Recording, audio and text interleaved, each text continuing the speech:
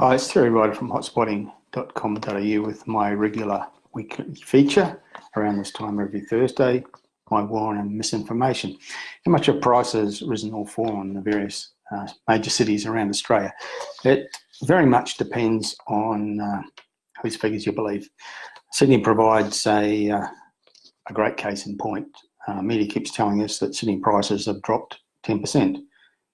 In 2018. Quite often they don't even provide a source for that information. It's simply stated as fact. Well, the reality is it's not a fact. It's the world according to one of the many research sources that are out there providing data on prices and the movements in medians or whatever method they use to measure prices. Media tends to prefer the figures from CoreLogic, firstly because they're more negative than everywhere else and media likes that, and also because CoreLogic is more publicity hungry than all the other organisations and they pump out more press releases. But the figures that CoreLogic provide for both Sydney and Melbourne and elsewhere are largely contradicted by the figures from the other reputable sources of price information. So in terms of how much Sydney house prices overall on average have fallen, CoreLogic says 10%, but realestate.com.au, the nation's biggest website for property for sale, they say it's 5.9%, so it's almost half the rate of decline that CoreLogic is claiming. SQM Research says 5.8%, so they broadly agree with realestate.com.au. The latest figures from the Bureau of Statistics say 4.9%, so smaller again, and the latest figures from Domain is 6.5%. So you have four major big name sources saying the decline is somewhere like 5 or 6%. But CoreLogic is saying 10%, and that's the figure that is constantly quoted in media day after day as a fact. Well, it isn't. That figure is contradicted by all the other major sources. Now, Melbourne, it's perhaps even more stark because CoreLogic reckons that in 2018, Melbourne house prices, on average, fell 9%. But realestate.com.au says it was 1.9%. Just under 2%. SQM Research says it's 3%, Domain says 3%. So we have these major sources saying it's 2 or 3%, CoreLogic is saying 9%, and every day in major media around the country we're told that Melbourne property prices have fallen 9%. Well, they haven't. I think the weight of evidence suggests that the rate of price decline across the board overall on average in Melbourne is considerably less than that frequently quoted figure from CoreLogic, which just keep pumping out more negative information than everywhere else, which is one of the major reasons why media likes their figures so much. Now, we find these differences for all the capital cities, whether we're talking about apartments or houses. If you get price data, how much a price has moved up or down in the last 12 months, you get it from the five sources.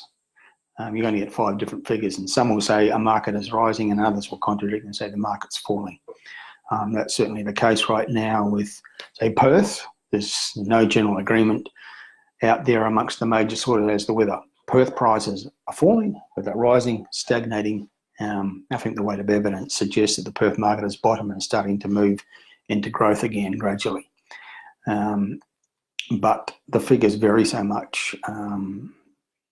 The figures for the apartment market in Hobart, for example, Hobart's been the strongest capital city market in the last 12 to 18 months, prices rising the fastest there. But when you look at the figures for the apartment markets, one source says the market's actually fallen. Most of the other sources say it's risen, but is it 2%, 10% or 15%? There's that much variation in the figures. That always needs to be kept in mind. The media's not going to tell you this. They'll take, because basically when it comes to coverage of the housing market, basically what major media is doing is recycling press releases. So they get a press release from one of these research sources and they'll publish that as an article with no reference to the fact that figures from other sources are very different. So you need to keep that in mind when you're reading figures in newspapers and other major media sources telling you that prices have done either fallen or risen and how much they've fallen or risen. Keep in mind that it's just according to one source and the figures from other sources may be very different. And I think Melbourne's situation illustrates the point better than anywhere else. Most sources are saying Melbourne prices overall down 2 or 3%, but CoreLogic says 9%, and I think they're wrong. The other thing about these figures is they provide one figure to describe an entire major city, which is crazy. I mean, how can you produce one figure to describe what's happening in all the different markets across the city as big as Sydney with over 700 suburbs, and Melbourne not much smaller? What these figures don't tell us is that there are different situations happening in different markets, sub-markets across these cities. In Melbourne, for example, last year, while most of the sources agree that Melbourne prices on average overall fell, it's a question of how much, there are major sections of the Melbourne market where prices not only rose, but rose a lot.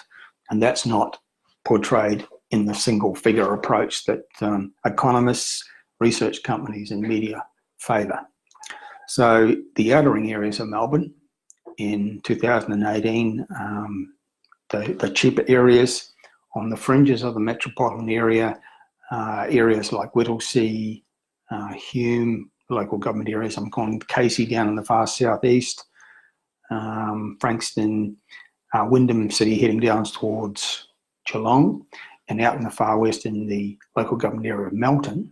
All these places had really strong price growth in the last 12 months because these are the areas where the first home buyers are active at the moment, and first home buyers are particularly active at the moment, more so than any time in the last 5 or 6 years, according to what the official figures tell us. So in some of these places, prices rose 15%, 20% or more. In the local government area of Melton, most of the suburbs in Melton in the last 12 months have risen by more than 20% with their median prices.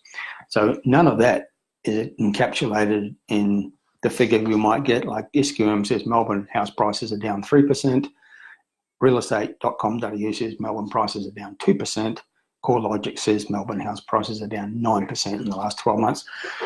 None of that tells us anything about the fact that in these more affordable first home buyer areas, prices have been up 15, 20% or more in the last 12 months. So it's all dodgy data to a certain extent.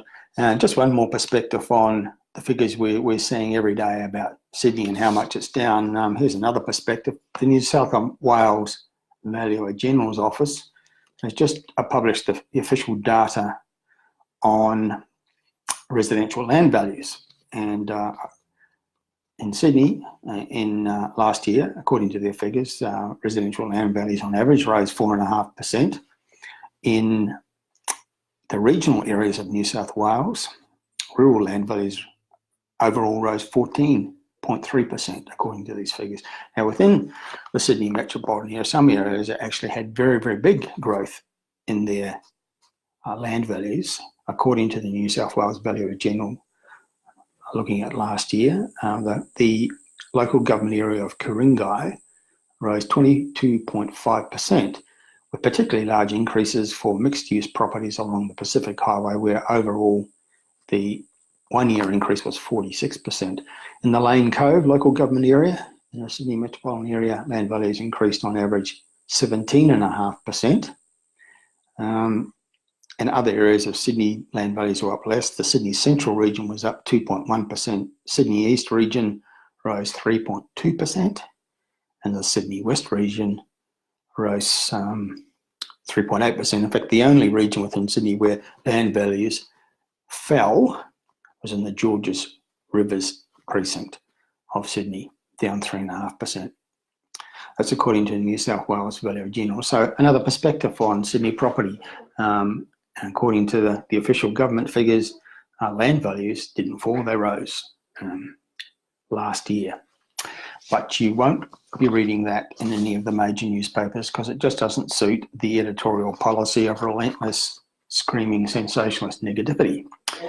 So you're not going to be reading the price data from realestate.com.au. You're going to be hearing about what CoreLogic says because their figures are more negative than everybody else's. That's it for now. Terry Ryder from hotspotting.com.au signing off. I'll do another broadcast for the War on Misinformation, same time next week. Talk to you then.